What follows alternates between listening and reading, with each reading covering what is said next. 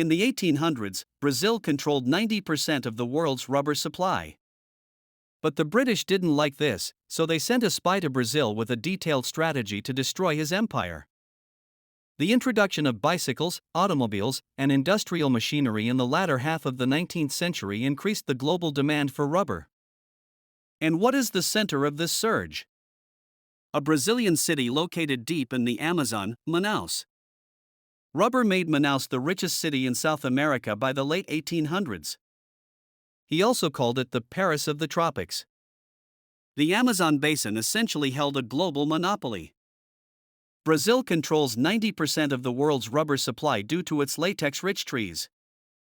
Rubber barons lived like kings, confident that they would forever dominate the industry. But the cracks were already forming. The British didn't like being left out of the game. By the 1860s, they were quietly plotting to break the Brazilian monopoly. Their plan? To steal the rubber trade from under Brazil's nose. But there was a problem. Rubber seeds were difficult to transport. Being rich in oil and latex, they rarely survived the long journey across the Atlantic. It seemed impossible until an unexpected hero stepped forward. Meet Henry Wickham. Born in 1846, he was a failed entrepreneur with nothing to lose. In 1876, he became a spy and planned to smuggle rubber seeds from Brazil. And not just a few seeds, 70,000 seeds. Wickham conceals his cargo, escapes suspicion, and sails for London.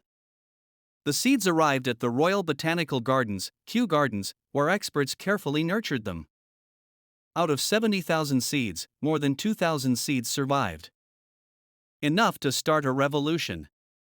While Brazil reveled in its wealth, Britain quietly sowed these seeds in Ceylon, Malaysia, Sri Lanka, and Indonesia.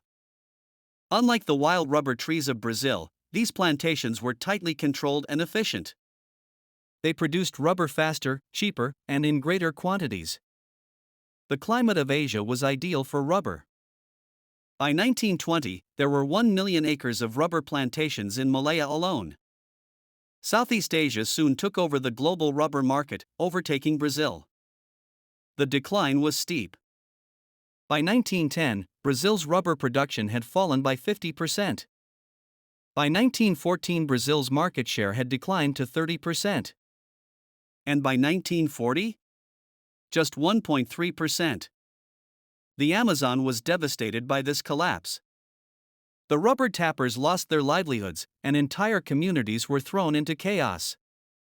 But for the rest of the world? The shift to Southeast Asia meant cheap, reliable rubber and a changed global economy. Henry Wickham's work redefined global supply chains.